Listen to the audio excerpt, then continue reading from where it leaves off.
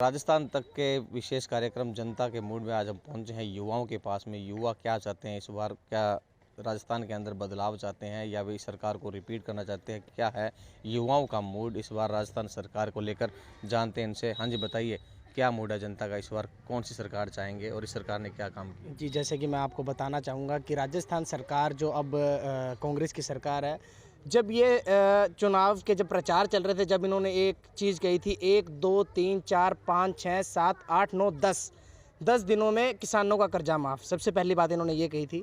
दूसरी बात इन्होंने ये कही थी कि हर युवाओं को रोज़गार मिलेगा, हर युवा को। मैं खुद युवा हूँ और अभी तक मैं यानी कि प्राइवेट तो नौकरी कोई भी कर सकते हैं, बिजनेस भी कर सकते हैं। बात रोज़गार की ये है कि सरकारी नौकरी की, तो वो अभी तक मुझे नहीं मिल पाई है। और बीए मैंने कंप्लीट भी कर लिया, मतलब ग्रेजुएशन कंप्लीट भी है। ऐसा नहीं है कि पढ़े लिखे नहीं है, पढ़ाई में भी ठीक है। और उसके बाद भी अभी तक ऐसा कुछ नहीं हुआ है कि जिससे हम ये कह सकें कि रोज़गार मिला है।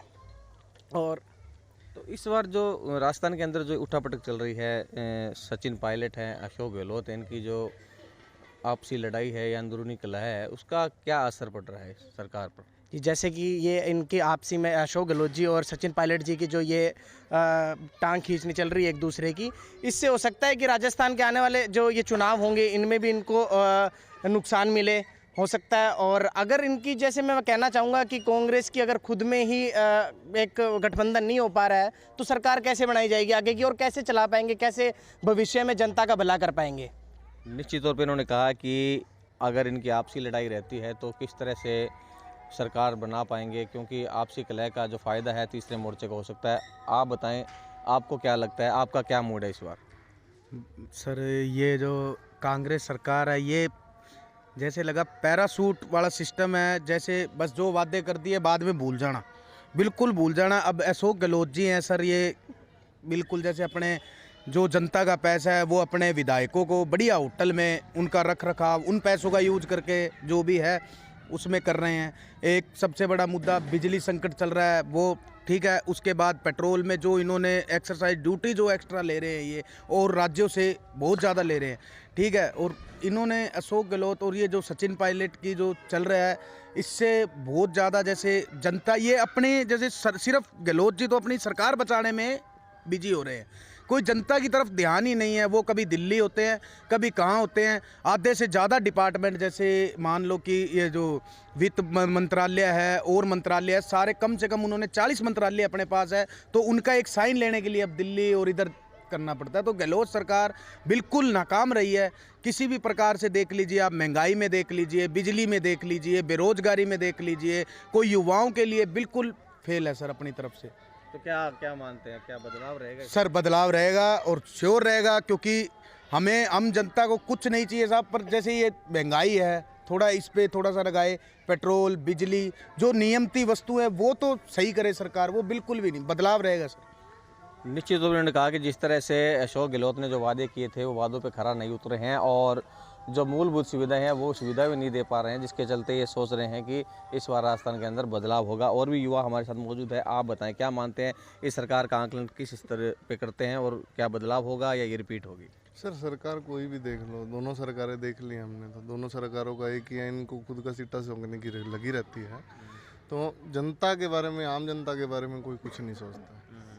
विशेषकर जो युवाओं की बात करें, युवाओं के लिए कुछ किया सरकार ने? युवाओं के लिए क्या किया सरकार ने, बताइए आप। कहाँ हैं जो जॉब्स बोली थी, जो इन्होंने वैकेंसियाँ बोली थी, तो आज तक वो वैकेंसियाँ जो आ रही हैं वो कंप्लीट हुई हैं? नहीं हुई। तो क्या मानते हैं, बदलाव होगा इसमें? बदलाव होगा। तो इनका भी कहना है कि बदलाव होगा। और भी युवा हमारे साथ मौजूद है, आप बताएं जो आपसी कलह है कांग्रेस ही नहीं भाजपा के अंदर भी चल रही है, तो क्या लगता है इस बार राजस्थान के अंदर कौन सी सरकार बनेगी? आपसी कलह को मद्देनज़र रखते हुए तो हम यही कहना चाहेंगे कि इस बार फेर पलट होगा और कुछ नया ही राजस्थान को नए रूप देखने को मिलेगा। जैसे जैसे अभी रूप सामने आ रहे हैं, नए युवाओं के लिए ही आ रहे हैं, और युवाओं के लिए जो भी हमने दोनों सरकारों से उम्मीद रखी थी वो अभी तक उम्मीद नाकामी रही है, और आगे भी हमें आस है कि ये उम्मीदें इनकी नाकामी रहेगी। क्योंकि देखा जाए, पढ़ाई को लो, चाहे नौकरी को लेके देखो, चाहे कोई बिजनेस को लेके देखो, चाहे कोई भी आज आप काम कर लो, उसके ऊपर किसी भी आम आदमी को किसी भी प्रकार का कोई भी आश्वासन नाम की कोई चीज़ नहीं मिल रही है। तो मेरा कहने का मतलब यही रहेगा कि इस बार कुछ नया चेहरा देखने को राजस्थान में उम्मीद है, कोई फेर पलट होगा और बहुत ही अच्छा कुछ देखने को मिलेगा। तो क्या है, युवा इस बार कांग्रेस को मतदान करेंगे या नहीं करेंगे? बहुत कम चांस है। जिस हिसाब से जो वादे किए गए थे राजस्थान सरकार द्वारा वो अभी तक देखने को नहीं मिले, और गरीब लोगों के लिए तो उनकी कोई भी आश्वासन और सहायता देखने को नहीं मिली कि वो जो बोल के गए थे वोटों के टाइम कि हम ये चीज़ कम कर देंगे, हम आपका क्या कहते हैं पेट्रोल डीजल इन सब में आपको राहत दे देंगे, गैस सिलेंडर तक में राहत दे देंगे, अभी तक किसी में देखने को नहीं मिला। यहाँ तक कि रसोई घर की किसी भी वस्तु के ऊपर आप देख लो कि जब से कांग्रेस सरकार आई है तो हमें महंगाई देखने को मिली। नहीं तो महंगाई का तो केंद्र सरकार पे भी तो इस पर डिपेंड रहता है, क्योंकि पेट्रोल डीजल है जो उनके अंतर्गत आता है। तो इन्होंने हालांकि एक्साइज ड्यूटी जो कम करनी चाहिए थी वो नहीं की थी, तो क्या केंद्र सरकार इसके लिए जिम्मेवार नहीं है? आप क्या मानते हैं? नहीं, मैं केंद्र सरकार को जिम्मेदार इसलिए नहीं मानता कि जैसे कि आप देखो हरियाणा में इस टाइम पे पेट्रोल क्या रेट चल रहा है और डीजल क्या रेट चल रहा है, उसको मद्देनज़र रखते हुए हरियाणा सरकार इस टाइम पे जो कि है केंद्र की सरकार ही मानी जाती है और वही सरकार चल रही है। तो वहाँ जब रेट कम हो सकता है, पंजाब जैसी जगह पे कम हो सकता है, वहाँ भी अलग सरकार है, तो हमारे राजस्थान में क्यों नहीं? तो जो एक्साइज ड्यूटी है दूसरे राज्यों के बनिस्पत यहाँ ज़्यादा है, इसलिए कहना है कि जो एक्साइज ड्यूटी राजस्थान सरकार को करनी चाहिए थी वो नहीं की है, जिससे कि युवाओं में आक्रोश है। आप बताएं क्या मानते हैं, क्या रहेगा इन सरकारों के बारे में, आपका क्या मूड है? सर दोनों सरकारें भ्रष्टाचार से भरी हुई है। दोनों सरकारों ने जो वादे किए थे वो खोखले वादे हैं। ना तो रोजगार मिल रहा है युवा को, ना पढ़ाई मिल रही है, किसी प्रकार की कोई सुविधा नहीं मिल रही है। महंगाई पे महंगाई बढ़ती जा रही है, रोज़ सिलेंडर के दाम बढ़ जाते हैं, पेट्रोल का दाम तो इन्होंने आसमान छुआ रखा है। अलग राज्यों में अलग अलग रेट है, बहुत सस्ते पेट्रोल मिल रहे हैं अलग राज्यों में, और यहाँ इन्होंने महंगाई पूरी तरीके से बढ़ा रखी है। ये सरकार ज़्यादा दिन नहीं टिकने वाली है।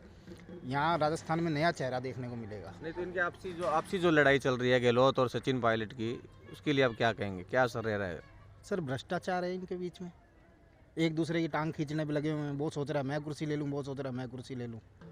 इनको कुछ नहीं मिलने वाला। ये जनता को गुमराह कर रहे हैं, जनता का पैसा खा रहे हैं, अपने विधायकों को भरे जा रहे हैं।